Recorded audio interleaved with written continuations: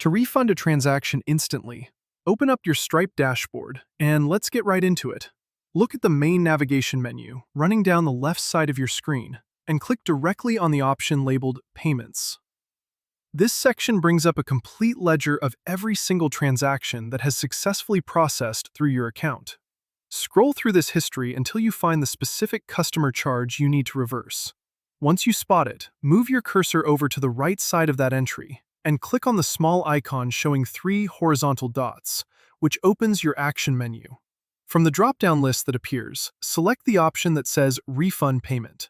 Alternatively, if you want a closer look at the data first, click the transaction ID itself to open the full payment overview page. Then look toward the top right corner and click the dedicated refund button. Whichever path you take, a configuration window will slide open in the middle of your screen. By default, the system enters the maximum available balance to issue a full refund. If you only want to return a specific amount, click into the numerical field and type over the total manually.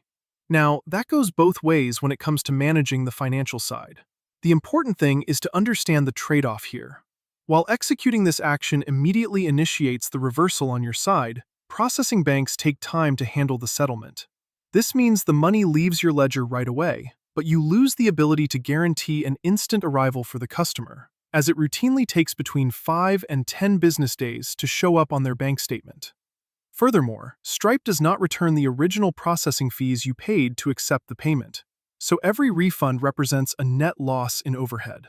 With that in mind, proceed downward in the window to the area marked Reason.